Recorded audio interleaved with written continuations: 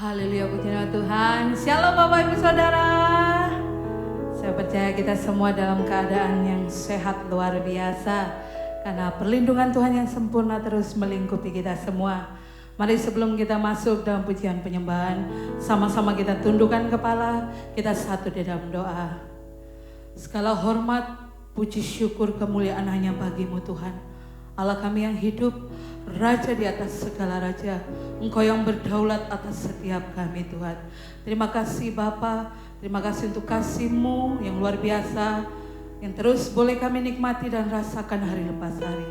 Terima kasih Bapa, Kau memberkati kami saat ini Tuhan. Kami akan beribadah Tuhan pagi hari ini. Kau memberkati dari awal pertengahan hingga akhirnya. Roh Kudus, Engkau yang bebas beracara, melawat setiap kami, mengurapi setiap kami. Terima kasih Bapa, terima kasih Roh Kudus, terpujilah Engkau Tuhan Yesus.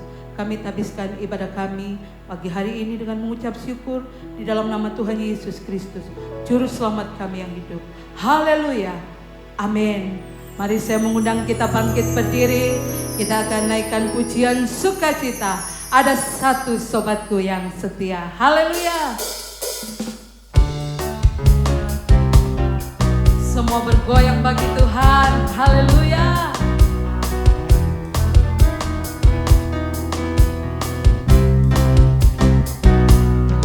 Ada satu sobatku yang setia,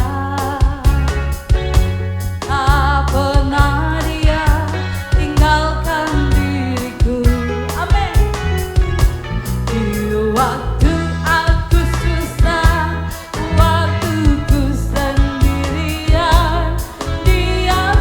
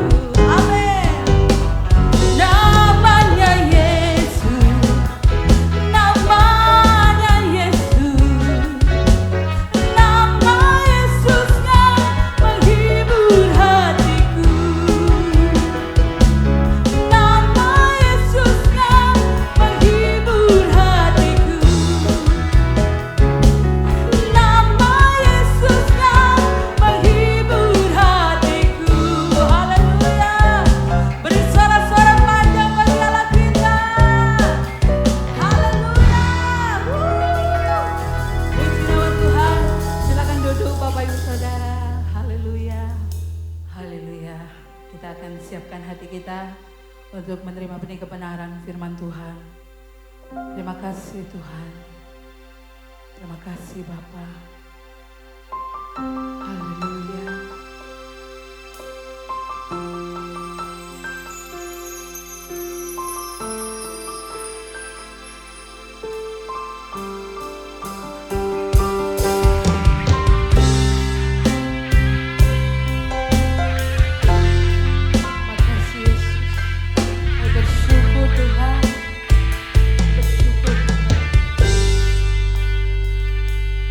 Ku yakin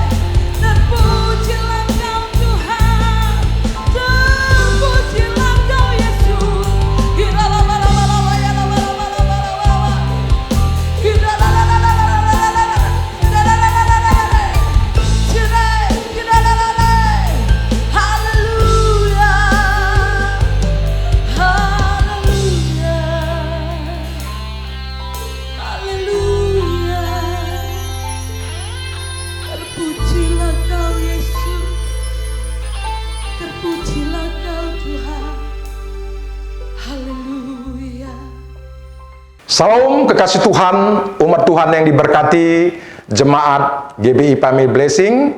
Kami mengucapkan selamat hari Minggu, selamat beribadah.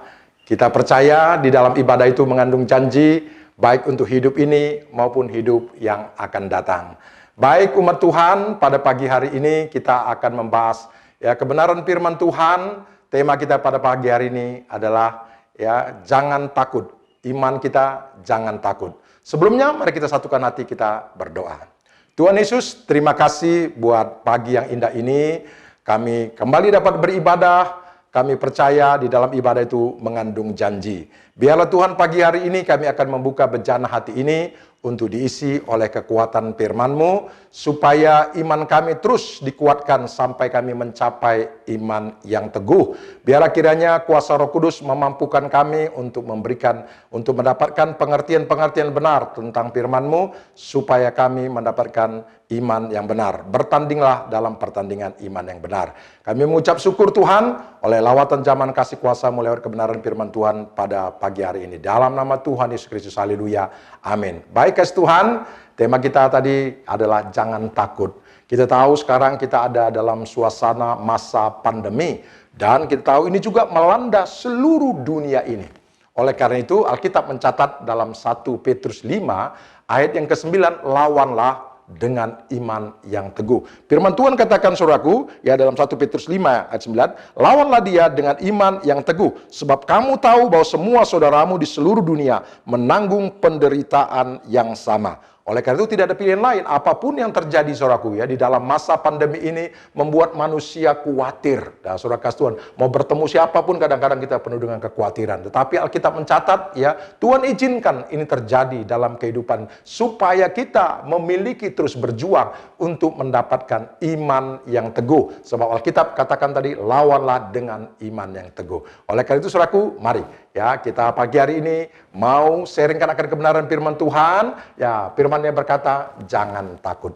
Saudaraku yang diberkati oleh Tuhan, mengapa firman-Nya berkata jangan takut? Mengapa kita tidak boleh takut?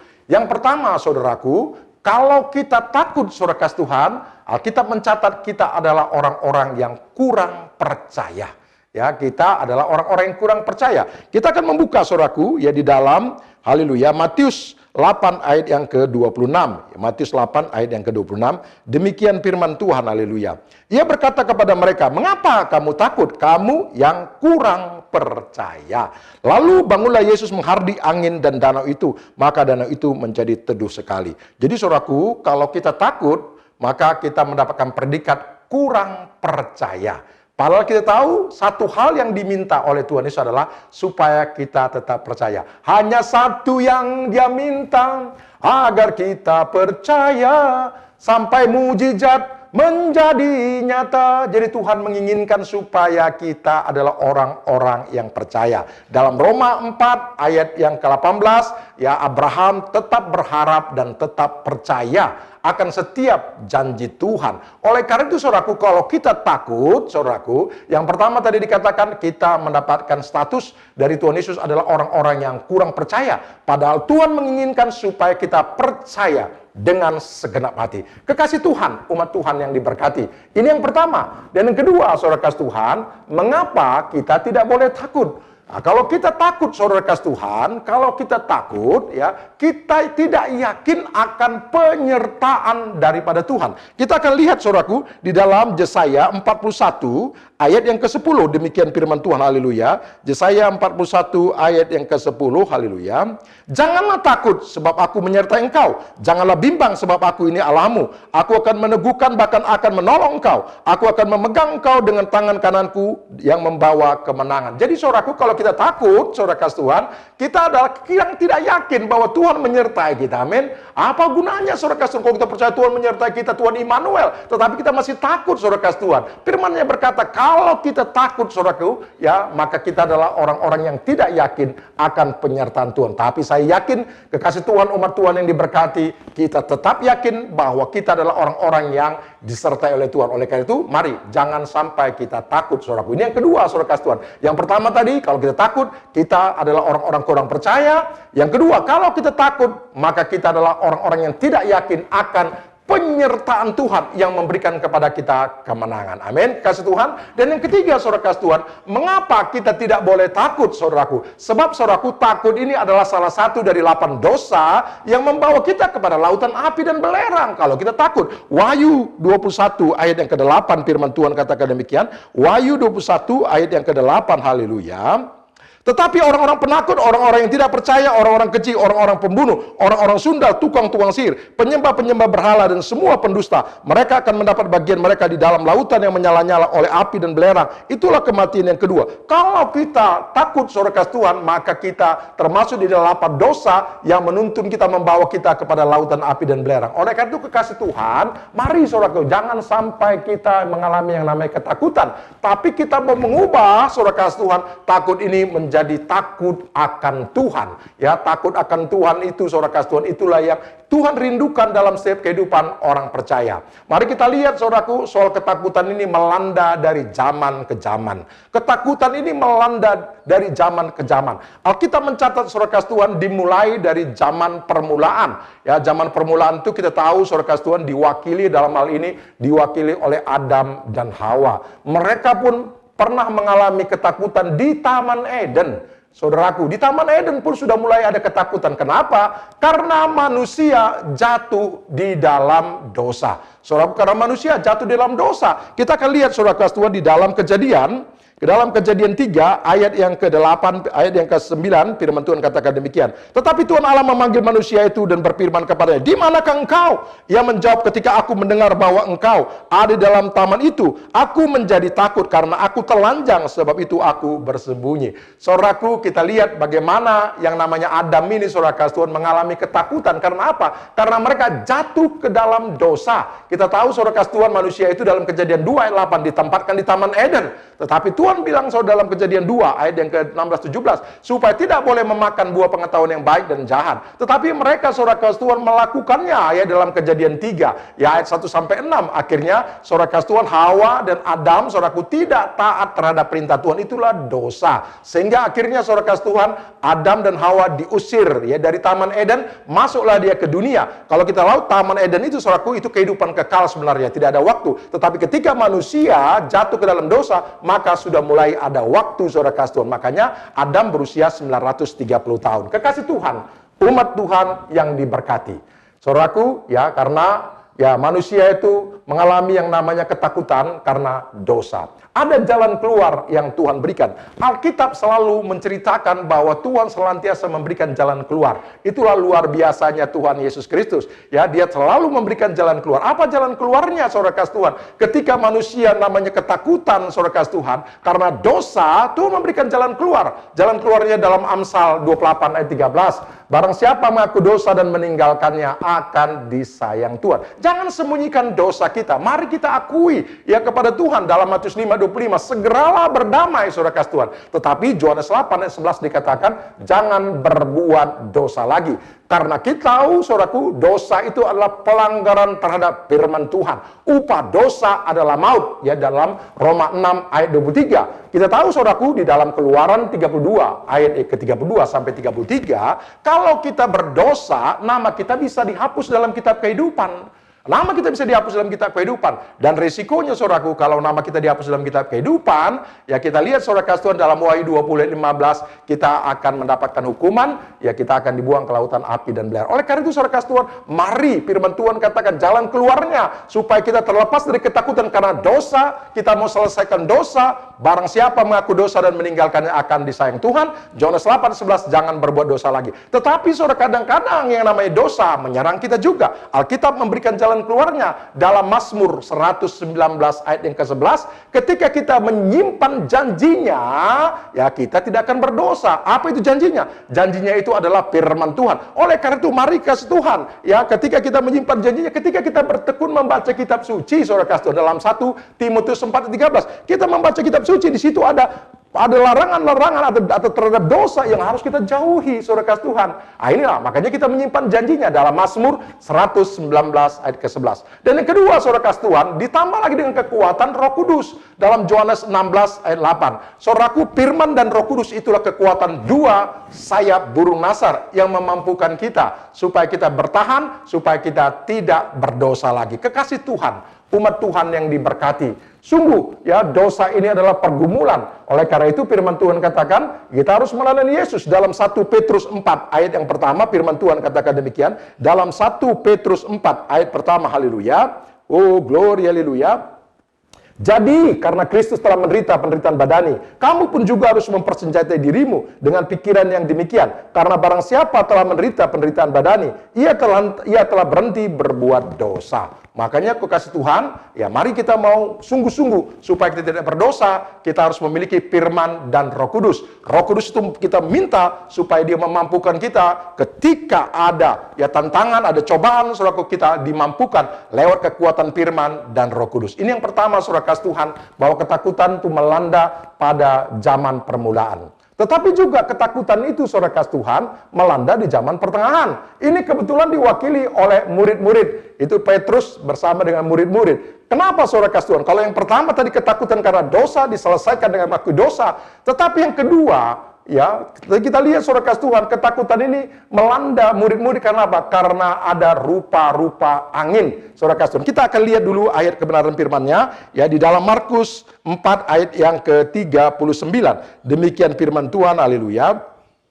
Ia pun bangun, menghardik angin itu dan berkata kepada danau itu, diam, tenanglah. Lalu angin itu reda dan danau itu menjadi teduh sekali. Lalu ia berkata kepada mereka, mengapakah kamu begitu takut? Mengapa kamu tidak percaya? Tadi dikatakan, saudara kasih, kalau kita takut, kita kurang percaya. Tetapi kepada murid-murid ini adalah orang-orang yang sudah menerima kelahiran baru dan sudah menerima pengajaran. Tapi masih takut, mereka bergaul dengan Yesus. Tetapi tadi dikatakan, mengapa kamu begitu takut? Mengapa kamu tidak percaya? Ya, karena apa, saudara kasih Tuhan? Karena ada rupa-rupa angin pencobaan dunia. Apa itu rupa-rupa angin pencobaan dunia? Kesusahan hidup, saudara kasih Tuhan. Atau juga mungkin apa? Kelimpahan hidup. Sehingga akhirnya dengan kelimpahan meninggalkan ibadah pelayanan. Nah, kita lihat sekarang dalam masa pandemi ini, saudara kasih Tuhan. Begitu tantangan, begitu berat, saudara kasih Tuhan. Sehingga kita mau berusaha pun agak susah, saudara kasih Tuhan. Bagaimana pemerintah kita Indonesia ini terpaksa mengucurkan dana begitu besar. Dan kita lihat, saudara kasih Tuhan, ya dana itu, saudara kasih Tuhan, beberapa bulan ini kalau kita lihat digunakan, saudara kasih Tuhan, untuk menolong perekonomian. Begitu dahsyat. Tetapi apa yang terjadi? Karena memang ya karena manusia ya tidak bisa lagi bekerja. Karena apa? Karena angin pencobaan, kesusahan hidup, saudara kasih Tuhan. Oleh karena itu mari, saudara kasih Tuhan, Tuhan Yesus tetap memberikan jalan keluar. Bagaimana jalan keluarnya? Yesus berkata di dalam Matius 14 ayat yang ke-26.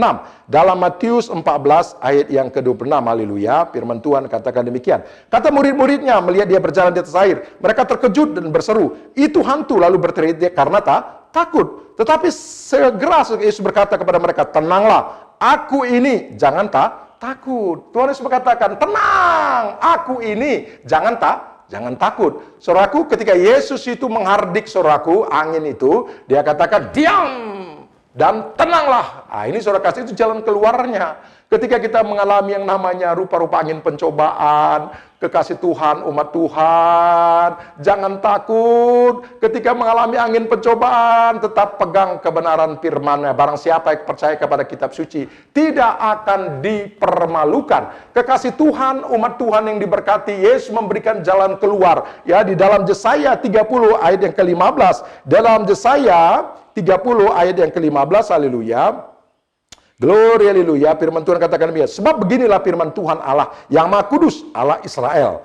Dengan bertobat dan tinggal diam, kamu diselamatkan, dan tinggal tenang dan percaya terletaklah kekuatanmu. Tetapi kamu enggan. Saudara memberikan jalan keluar. Ingat, saudaraku, ada angin pencobaan. Yesus berkata apa? Diam, tenanglah. Saudaraku, Yesaya 30 ayat 15 berkata, tadi dikatakan, ya tinggal diam dan tinggal tenang. tinggal diam, saudaraku, artinya kita mau merekonstruksi dalam kehidupan kita. Bagaimana jam-jam doa kita, bagaimana jam-jam kita untuk membaca kitab suci, kehidupan kita bersama dengan Tuhan. Itu tinggal diam. Sehingga apa, saudara kasih Tuhan? Ya kalau ada memang dosa-dosa yang harus diselesaikan, selesaikan supaya tidak ada menuduh kita. Sehingga kita tenang, supaya kita bisa berdoa. Saudaraku, supaya kita bisa naikkan doa penyembahan kita kepada Tuhan. Luar biasa, saudara, kekuatan doa itu. Ya sedikit doa, sedikit berkat. Banyak doa, banyak berkat. Tidak berdoa, saudara kasih, tidak ada berkat. Ini kata firman Tuhan. Ya, kamu tidak akan mendapat apa-apa karena tidak berdoa. Atau kamu berdoa karena salah dalam berdoa. Oleh karena itu, kekasih Tuhan, mari firman Tuhan katakan ada rupa-rupa angin pencobaan yang melanda dunia ini. Perjalanan kita, saudaraku, sedang mengarungi lautan, saudara kasih Tuhan. Ada rupa-rupa angin pencobaan. Angin pencobaan itu ada angin sakal yang datangnya dengan tiba-tiba. Kita lihat, saudaraku, masalah pandemi ini, masalah corona, datangnya tiba-tiba. Tidak pernah kita pikirkan, saudara kasih Tuhan. Tetapi percayalah, Bapak Ibu yang dikasih Tuhan, selalu Alkitab memberikan jalan Tuhan, jalan keluar. Yesus berkata, akulah jawaban persoalan atas persoalan dunia ini. Yesuslah jawaban atas dunia. Dunia ini, saudaraku, dikuasai oleh sejahat. Tetapi percayalah, kita diberikan oleh Tuhan jalan keluarnya. Apa itu? Tinggal diam dan tinggal tenang. Artinya kita mau merekonstruksi diri kita. Bagaimana kehidupan kita, persekutu kita dengan Tuhan, jam-jam doa kita, jam-jam kita membaca kitab suci, dan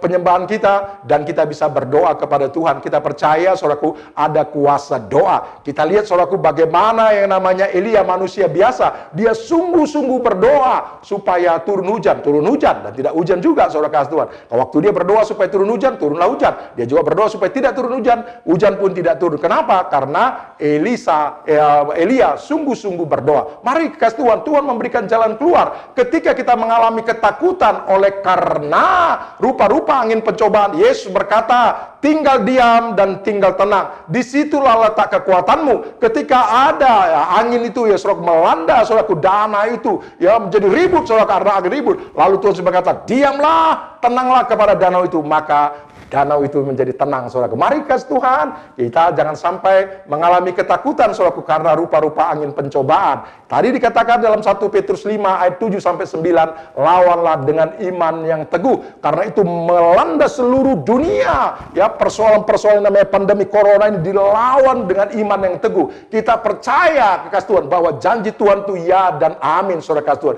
Dia yang berjanji, dia pasti akan menapai. Allah tidak pernah berdusta, Allah tidak pernah meninggalkan janjinya. Janjinya ya dan amin. Yang ketiga, kekasih Tuhan, mari kita mau belajar lagi. Ketakutan itu mengalami terjadi di penghujung daripada akhir zaman. Kekasih Tuhan, umat Tuhan yang diberkati, Tuhan Yesus sendiri sudah menyampaikan ya ada 7 tanda kesudahan dunia, tanda kedatangan Tuhan dalam Matius 24 ayat yang ketiga sampai ayat yang ke-46.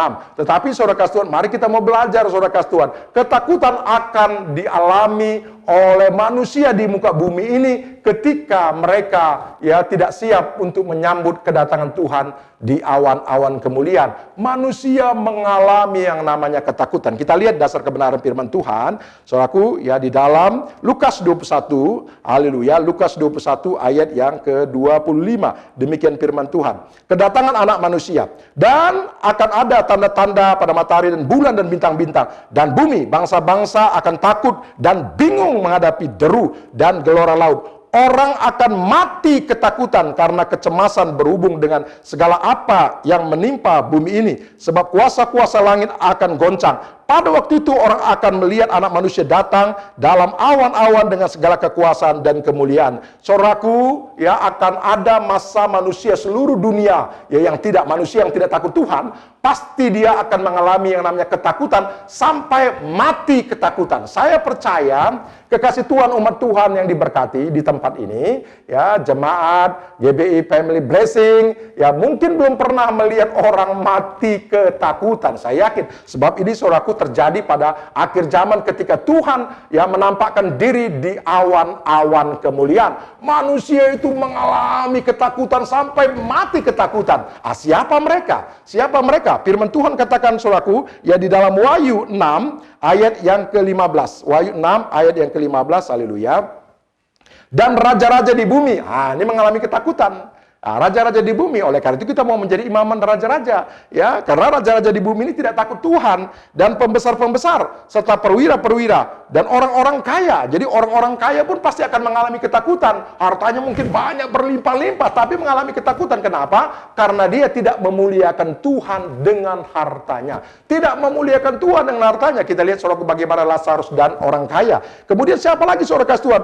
Orang-orang yang berkuasa. Orang-orang yang berkuasa. Oleh karena itu mari kita, kalau kita diizinkan Tuhan berkuasa, memimpin, apakah kita jadi apa saja saudara kasih Tuhan yang dipercayakan kita dalam pemerintahan ini, kita harus juga takut akan Tuhan. Kemudian dikatakan semua budak serta orang merdeka bersembunyi ke dalam gua-gua dan celah-celah batu, karang, dan gunung. Dan mereka berkata kepada gunung-gunung dan kepada batu-batu karang itu, runtuhlah menimpa kami, dan sembunyikanlah kami terhadap Dia yang duduk di atas tahta, dan terhadap murka anak domba itu. Jadi saudara kasih Tuhan, ini kita lihat pribadi-pribadi orang-orang yang mengalami ketakutan. Ada raja, orang merdeka, tadi dikata penguasa, perwira-perwira, semua mengalami ketakutan. Karena dalam diri mereka adalah orang-orang yang tidak takut akan Tuhan. Ini akan terjadi ketika menyambut kedatangan Tuhan di awan-awan kemuliaan. Kekasih Tuhan, umat Tuhan yang diberkati, mari kita pegang janji firman Tuhan. Tadi dikatakan bahwa Tuhan akan datang di awan-awan kemuliaan, saudaraku. Dan Dia akan memerintahkan, saudaraku, malaikat-malaikatnya untuk meniupkan sangkakalanya. Oleh karena itu, saudaraku, jalan keluarnya bagaimana? Bahwa Tuhan akan datang di awan kemuliaan, maka kita tidak ada lagi pilihan bagi kita supaya kita menjadi orang-orang pilihan. Karena saudara kasih, ketika Tuhan datang di awan-awan kemuliaan, yang tidak mengalami pengangkatan, yang tidak mengalami rapture, saudara kasih, mereka pasti mengalami ketakutan sampai mati ketakutan. Tadi dikatakan raja-raja pembesar semua akan mengalami ketakutan. Oleh karena itu mari kita mau menjadi orang-orang pilihan. Matius 24 jalan keluarnya. Matius 24 ayat yang ke-30, saudaraku. Dalam Matius 24 ayat yang ke-30 demikian firman Tuhan.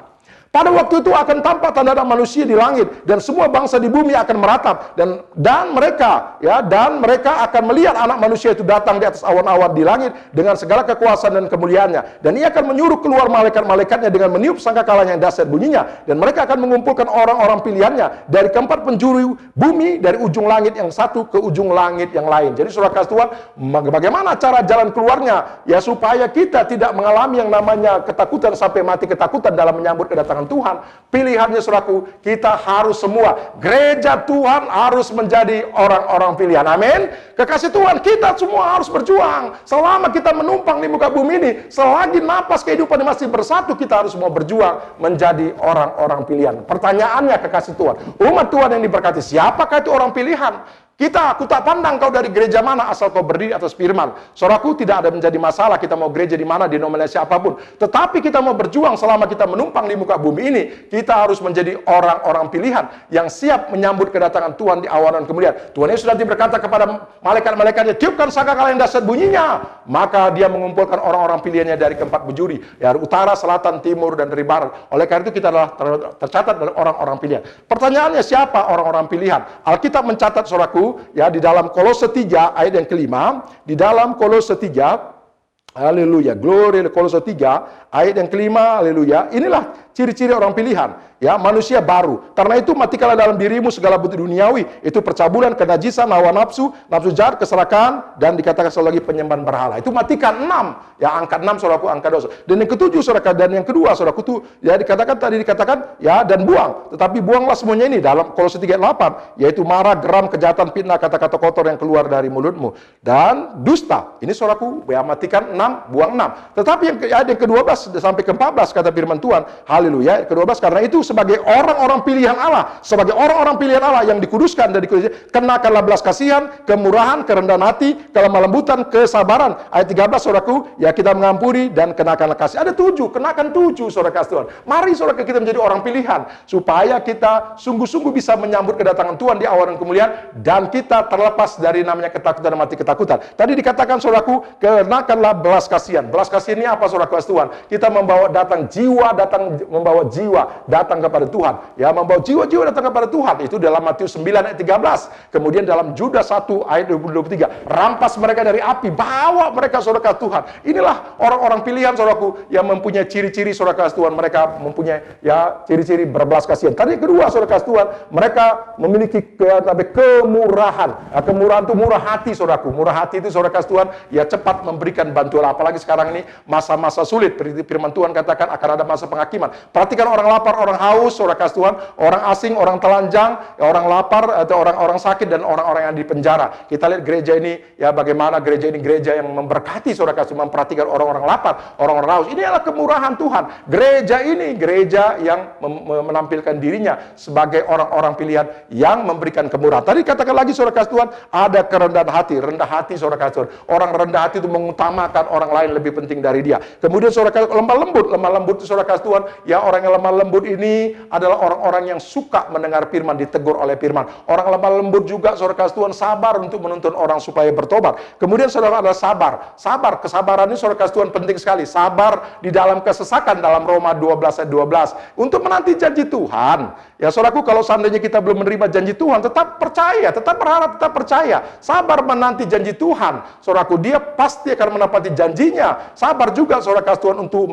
mendapatkan janji Tuhan itu. Jawaban doa, ya, tidak, dan tunggu. Semuanya mendatangkan kebaikan. Percayalah, Tuhan selalu memberikan ya yang terbaik. Dan yang keenam, saudara kasih Tuhan, apa katanya? Kita harus mengampuni, saudara kasih Tuhan. Ya karena itu adalah inti Tuhan. Dia mati di kayu salib. Karena apa? Karena kasihnya terhadap manusia berdosa. Dan yang ketujuh, ya kita mengenakan kasih. Ya kasih itu, saudara kasih Tuhan, itulah kalau kita kasih itu, saudaraku, kita menurut segala perintahnya. Dalam Yohanes 14 ayat 15. Kenakan 7, matikan 6, kemudian tadi buang 6 dan kenakan 7. Angka 6, saudaraku, adalah angka ya kedagingan. Oleh karena itu, ya pada pagi hari ini firman Tuhan katakan kepada kita, jangan takut. Kalau kita takut, saudara kasih Tuhan, kita adalah orang-orang yang kurang percaya. Kalau kita takut, saudara kasih Tuhan, kita tidak yakin akan penyertaan Tuhan. Kalau kita takut, saudara kasih Tuhan, kita adalah orang-orang yang masuk di dalam daftar yang akan dibuang ke lautan api. Tapi saya percaya, kita adalah orang-orang yang diberkati, amin. Kita adalah orang-orang yang takut akan Tuhan. Takut akan Tuhan, saudaraku, membenci kejahatan. Takut akan Tuhan, beribadah dengan tulus ikhlas setia. Takut akan Tuhan, menurut segala perintahnya. Takut akan Tuhan, sujud menyembah kepadanya. Kekasih Tuhan, umat Tuhan yang diberkati, mari kita lebih lagi, supaya kita adalah orang-orang yang takut akan Tuhan. Supaya kita tidak mengalami yang namanya ketakutan. Karena janji Tuhan, Tuhan pasti akan menyertai. Jangan takut, lawanlah dengan iman yang teguh. Umat Tuhan yang diberkati, biarlah kiranya kebenaran firman Tuhan memberi kekuatan kepada kita, memberikan penghiburan, supaya kita adalah orang-orang yang mengalami namanya kemurahan Tuhan, belas kasihan Tuhan, anugerah Tuhan. Tuhan Yesus memberkati. Mari kita satukan hati kita berdoa. Tuhan Yesus, terima kasih. Hamba-Mu berhenti berbicara dengan segala keterbatasan. Biarlah kebenaran firman Tuhan yang telah digumandangkan pada pagi hari ini, kekuatan Roh Kudus memberikan kemampuan kepada kami untuk bisa melakukan setiap firman Tuhan. Firman-Mu berkata bahwa kami tidak boleh takut karena Tuhan yang kami sembah, Tuhan yang kami percayai adalah Allah yang dahsyat. Engkau mengetahui isi hati daripada anak-anak-Mu semua. Biarlah kiranya Tuhan, lawatan zaman kasih kuasa-Mu lewat kebenaran firman Tuhan melanda mereka pribadi lepas pribadi, di mana saja mereka berada, pergumulan-pergumulan yang mereka hadapi. Kami percaya bahwa Allah yang kami sembah, Allah yang ajaib, Allah yang menepati janji, tidak pernah berdosa, yang tidak lalai menepati janjinya. Tidak satupun firman yang dibiarkan gugur, tidak ada satu rencana Tuhan yang gagal, asal kami tetap berharap dan percaya. Tuhan Yesus, biarlah kiranya turun berkat-Mu atas anak-anak-Mu dalam setiap persoalan-persoalan yang mereka hadapi. Kami percaya Tuhan tidak pernah meninggalkan mereka seperti yatim piatu. Memberkati juga penggembala daripada hamba-Mu, semua penata lain di tempat ini. Tuhan memberkati supaya roh kami tetap semangat melayani Tuhan dengan roh yang menyalanya, karena kami percaya Tuhan Yesus, janji Tuhan yang luar biasa akan digenapi kepada orang-orang yang berharap, orang-orang yang percaya, orang-orang yang taat, dan orang-orang yang setia. Biarlah berkat-berkat Tuhan turun atas kami pribadi lepas pribadi dan menjangkau setiap keluarga-keluarga kami, karena kami tahu kami adalah orang-orang yang dipersiapkan jadi orang-orang pilihan yang bisa menyambut kedatangan Tuhan di awan-awan kemuliaan. Tuhan Yesus memberkati. Haleluya. Amin. Salam Bapak Ibu Saudara yang dikasihi Tuhan Yesus. Sebelum kita mengakhiri ibadah hari ini, mari kita memberikan persembahan yang terbaik bagi pekerjaan Tuhan di Gereja GBI Family Blessing Surabaya. Bapak Ibu Saudara bisa transfer ke rekening gereja yang ada di layar, atau bisa scan QR Code dengan aplikasi e-money yang ada di layar juga. Mari kita bersatu di dalam doa. Bapa di dalam surga, sungguh kami mengucap syukur atas berkat-berkat-Mu yang telah Engkau berikan kepada setiap kami hingga sampai saat ini. Sekarang dengan hati yang penuh sukacita, kami akan memberikan persembahan yang terbaik bagi pekerjaan-Mu di di gereja GBI Family Blessing. Dan dalam nama Tuhan Yesus, kami telah berdoa dan mengucap syukur. Haleluya. Amin. Selamat memberi.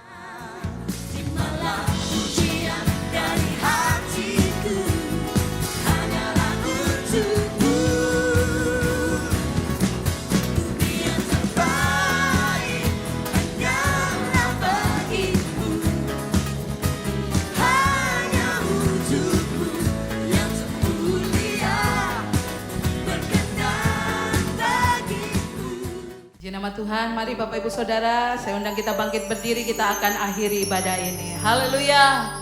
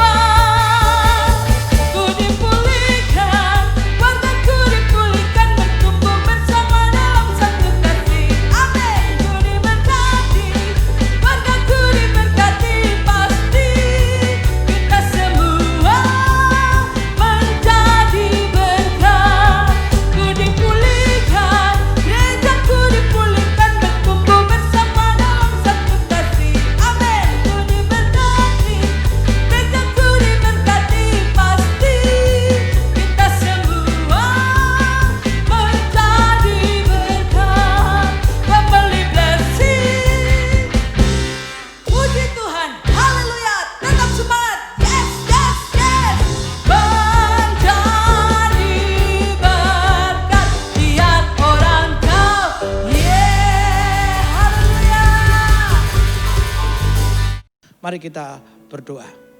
Segala puji syukur hanya bagi Tuhan, segala kemuliaan hanya bagi Tuhan. Terima kasih untuk firman-Mu Tuhan. Bila kami terus, Engkau yang menuntun kami untuk kami hidup dalam firman Tuhan.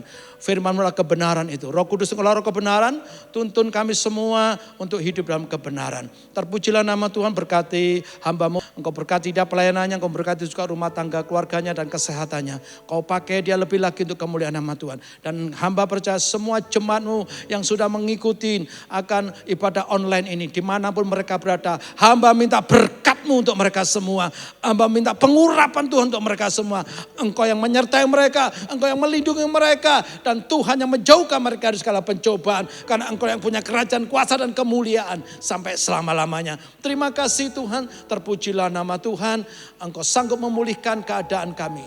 Engkau berkati bangsa kami, Engkau berkati negara kami ini, Engkau berkati pemerintahan kami, baik Bapak Presiden kami, dan juga Wakil Presiden, para menteri, pejabat di pusat maupun di daerah, para gubernur, wali kota, bupati. Tuhan, Engkau menolong mereka semua, bahkan sampai kecamatan, kelurahan, RT, RW. Tuhan menyertai mereka. Tuhan melindungi mereka juga. Terima kasih, berkati bangsa ini Tuhan. Lawatan-Mu boleh terjadi untuk negeri ini. Indonesia boleh dilawat Tuhan. Indonesia penuh kemuliaan Tuhan. Engkau yang memberkati bangsa ini dengan kedamaian, dengan keamanan, bahkan dengan kesejahteraan. Terpujilah nama Tuhan kekal sampai selama-lamanya. Mari jemaat, angkat kedua tanganmu dengan iman, terimalah berkat Tuhan.